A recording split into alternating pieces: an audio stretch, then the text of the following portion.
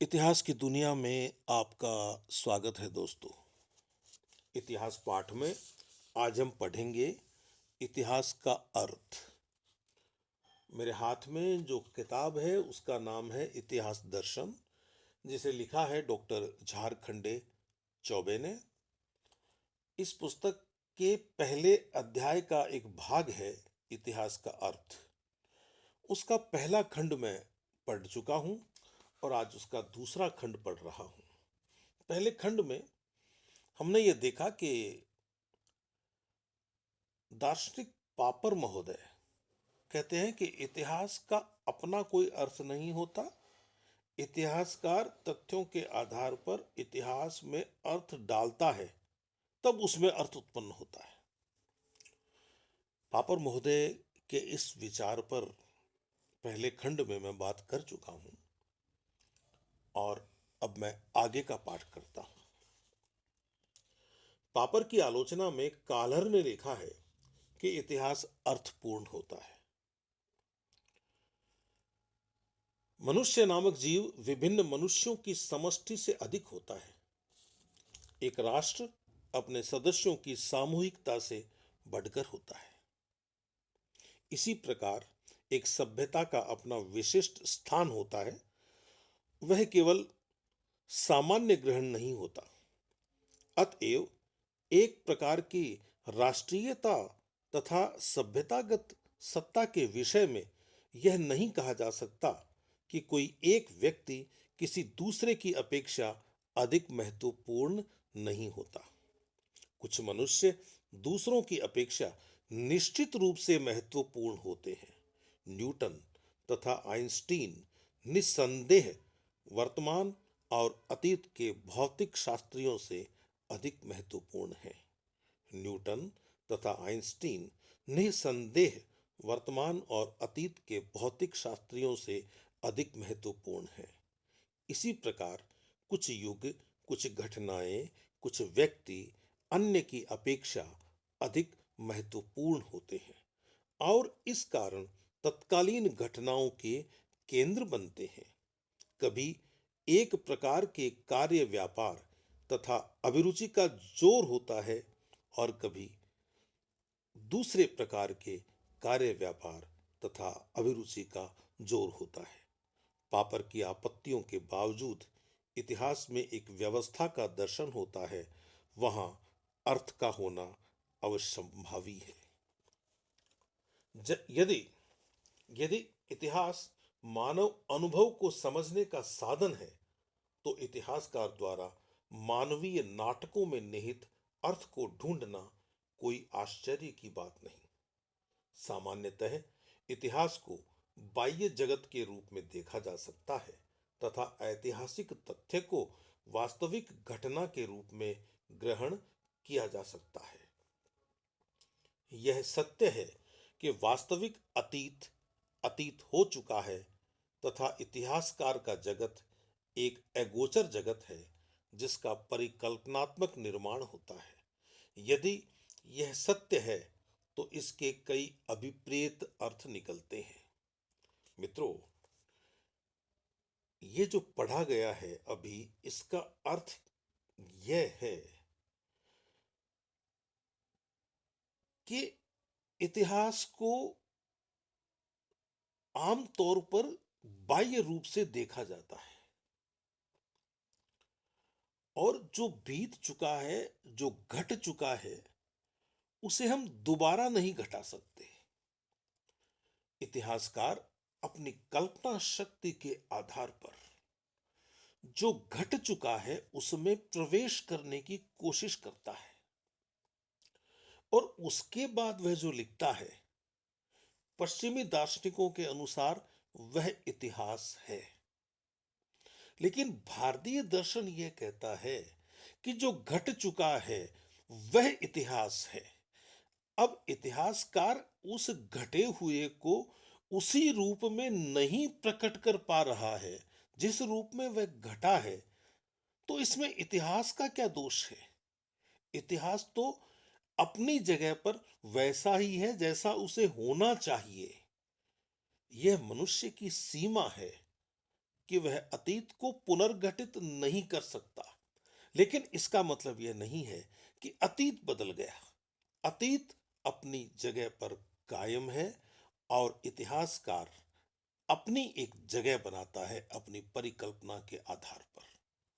यह मूलभूत अंतर है भारत के दर्शन में और पश्चिम के दर्शन में। आगे लिखा हुआ है कि इतिहासकार कभी भी एक घटना को पूरी तरह प्रस्तुत नहीं कर सकता है। हम भी तो यही बात कह रहे हैं कि वह पूरी तरह प्रस्तुत नहीं कर सकता है, और वह जिस तरह भी प्रस्तुत करता है वह इतिहासकार की दृष्टि है। इसका मतलब यह नहीं है कि उसने घटना को जिस रूप में प्रस्तुत किया है वैसी घटी थी। घटना अपनी जगह वैसी ही है जैसी वह घटी है। उस घटना की व्याख्या इतिहासकार अपने तथ्यों के आधार पर अपने हिसाब से करता है, अपने तरीके से करता है, अपने तेवर से करता है। अब एक ही घटना की व्याख्या अलग अलग इतिहासकार अलग अलग ढंग से करेंगे, तो क्या उन सबके इतिहास अलग अलग होंगे? इतिहास मूल रूप से एक है, उन सब की व्याख्याएं अलग अलग हैं। हमें ऐसे देखना चाहिए।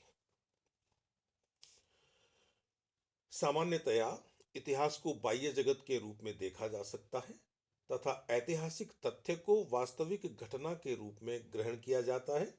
यह सत्य है कि वास्तविक अतीत अतीत हो चुका है तथा इतिहासकार का जगत एक अगोचर जगत है जिसका परिकल्पनात्मक निर्माण होता है। यदि यह सत्य है तो इसके कई अभिप्रेत अर्थ निकलते हैं।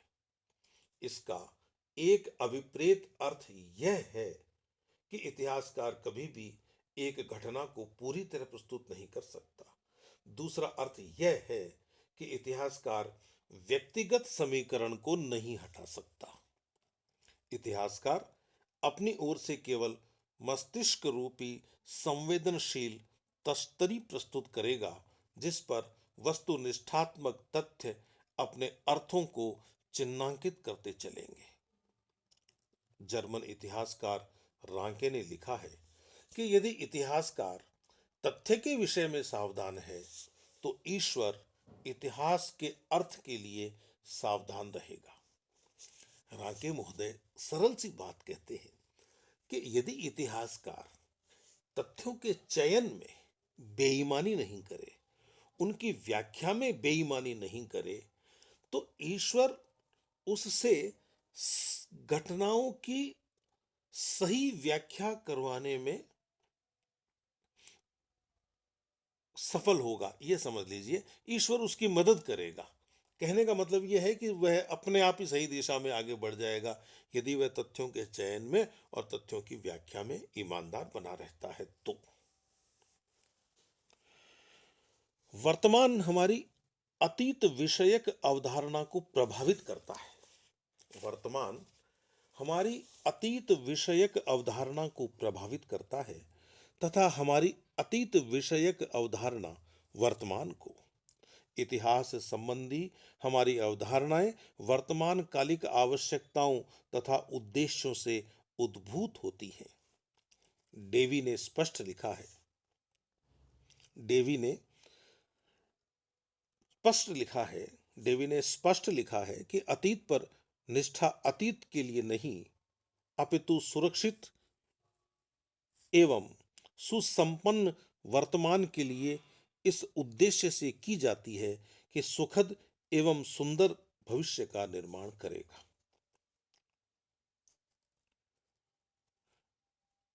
रेनियर ने भी इसकी पुष्टि की है। संपूर्ण अतीत मेरा अतीत है, संपूर्ण अतीत मेरा अतीत है तथा मैं अपने व्यक्तिगत संतोष के लिए उसका स्मरण करता हूँ। अतः इससे यह स्पष्ट हो जाता है कि वर्तमान में रुचि ही इतिहासकार को अतीत के अध्ययन के लिए प्रेरित तथा बाध्य करती है। इसका यह अभिप्राय है कि समसामयिक रुचि के अनुसार इतिहासकार अतीत में अर्थ की गवेषणा करता है। ऐतिहासिक निर्भरता के सिद्धांत का यही अर्थ है। तीसरा अभिप्रेत अर्थ यह है कि ऐतिहासिक शोध से तब तक लाभ नहीं है जब तक इतिहास का ज्ञान न हो, केवल पुस्तकीय ऐतिहासिक ज्ञान से कोई लाभ नहीं है। ऐतिहासिक शोध का स्वरूप अर्थपूर्ण होना चाहिए। प्रायः लोग कहते हैं कि मैं इतिहास नहीं जानता। उनका आशय इतिहास की पुस्तकों के पढ़ने से होता है। प्रत्येक व्यक्ति कुछ इतिहास जानता है जो वर्तमान उद्देश्यों के लिए पर्याप्त होता है। प्रत्येक व्यक्ति को अतीतकालिक घटनाओं का कुछ न कुछ ज्ञान होता ही है जो न्यूनाधिक उपयुक्त होता है। कितना उपयुक्त, यह मनुष्य तथा उसके उद्देश्यों पर निर्भर करता है। यह जीवंत इतिहास पुस्तकों में बंद तथा मृत इतिहास नहीं, अपितु विविध घटनाओं, व्यक्तियों, स्थानों, संवेगों, विचारों इत्यादि द्वारा हमारे अनुभव का विस्तरण होता है, जिसकी सहायता से मनुष्य स्वयं को एक विस्तृत जगत में प्रतिष्ठित कर देख पाता है। इतिहास का अर्थ है कि जनसाधारण इतिहास की पुस्तकों का अध्ययन करे।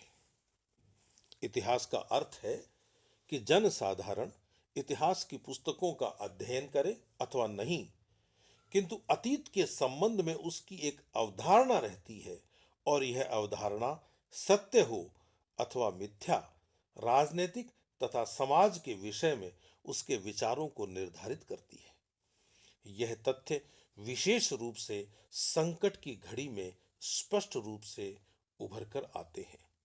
पेशेवर इतिहासकार अपने लेखन द्वारा जनसाधारण की भ्रांत एवं त्रुटिपूर्ण धारणा के शोधन का प्रयास करते हैं। पेशेवर इतिहासकार अपनी बात को जन सामान्य के मस्तिष्क में कभी प्रतिष्ठित नहीं कर सकेगा यदि लोग उसकी पुस्तक का अध्ययन नहीं करेंगे। अतीत का पुनर्निर्माण इतिहासकार केवल अपने विचारों के परिप्रेक्ष्य में नहीं करता, अपितु उसे यह भी जानना होता है कि जिन लोगों ने इन घटनाओं में भाग लिया उनका इस विषय में क्या विचार है तथा क्या अनुभूति है। इसलिए कालिंगवुड ने कहा है इसलिए कालिंगवुड ने कहा है कि इतिहास का संबंध न तो अतीत और न ही इतिहासकार के अतीत संबंधी विचार में रहता है, अपितु इतिहास से इन दोनों का अन्योन्याश्रित संबंध होता है। इतिहासकार जिस अतीत का अध्ययन करता है वह मृत अतीत नहीं, बल्कि इतिहासकार के मस्तिष्क से सजीव अतीत होता है। प्रोफेसर ओकशॉट का विचार भी कालिंगवुड से मिलता है। इतिहास इतिहासकार का अनुभव होता है। इतिहासकार के अतिरिक्त अन्य कोई भी इसकी अनुभूति नहीं कर सकता। इतिहास लेखन का अभिप्राय इसका निर्माण होता है। आधुनिक युग में इतिहास के अर्थ को परिभाषित करने का एकमात्र श्रेय हीगेल को है। हीगेल ने नैतिक अर्थ की समस्या का इस घोषणा से समाधान किया कि इतिहास जगत के प्रति ईश्वर की परियोजना से संगति रखते हुए नैतिक उन्नति की ओर प्रगति कर रहा है, परंतु इस प्रकार की उन्नति मानव इतिहास के उद्देश्य तथा कार्य विधि की चेतना द्वारा प्राप्त की जाती है। हीगेल के लिए यह अर्थ इतिहास में अंतर्भूत है। ईश्वर प्रकृति में अव्यक्त है, परंतु इतिहास उद्देश्य मूलक है। इतिहास का लक्ष्य स्वतंत्र है। इसकी प्राप्ति के लिए जननायक होते हैं जो बुद्धि की चतुराई द्वारा इतिहास को विकसित करते हैं। हीगेल के अनुसार स्वातंत्र्य की प्राप्ति राज्य में होती है। राज्य के प्रति मनुष्य का आज्ञा पालन उसका नैतिक कर्तव्य है। इस प्रकार के आज्ञा पालन से वह प्रगति में योगदान देता है। हीगेल के अनुसार इतिहास का यही अर्थ है। मित्रों, जो बातें पश्चिम से आती हैं उनमें एक बात उभय है, कॉमन है। वह यह है कि इतिहासकार या दार्शनिक पहले कुछ सोच लेता है और बाद में अपने विचारों को उसी दिशा में मोड़ते चलता है।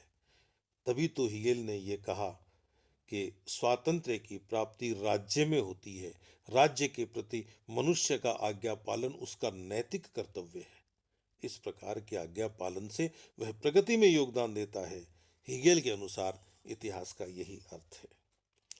प्रोफेसर वाल्श के अनुसार हमें यह स्वीकार करना चाहिए कि इतिहास अर्थपूर्ण है, अथवा इतिहास अव्यवस्थित तथा असंगठित घटनाओं का संयोग है, जिसमें न तो कोई स्वर है और न तर्क।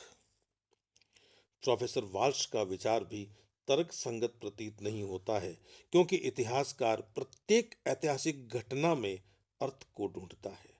क्योंकि इतिहासकार प्रत्येक ऐतिहासिक घटना में अर्थ को ढूंढता है, इस अर्थ की गवेषणा में वह घटनाओं को क्रमबद्ध करता है। यही नहीं, वह कार्य कारण संबंध के आधार पर परिणाम युक्त अर्थ को ढूंढता है। इतिहासकार का कार्य अतीत की घटनाओं के परिप्रेक्ष्य में अर्थ का अन्वेषण होता है। माइकल ऑक्सफोर्ड ने ठीक ही कहा है कि इतिहासकार का कार्य केवल अतीत के घटना संबंधी तथ्यों का संकलन ही नहीं, अपितु एक अर्थपूर्ण निष्कर्ष प्रदान करना होता है। प्रत्येक इतिहासकार अपने विशेष दृष्टिकोण से अतीत का निरूपण करता है। इसका अभिप्राय यह है कि वह अनेक अतीतकालिक तथ्यों के आधार पर घटना का एक परिकल्पनात्मक चित्र प्रस्तुत करता है। इस चित्र में वर्णित घटनाएं उद्देश्यपूर्ण तथा अर्थपूर्ण होती है। यही इतिहास का अर्थ है। तो मित्रों, यह था आज का इतिहास पाठ। नमस्ते।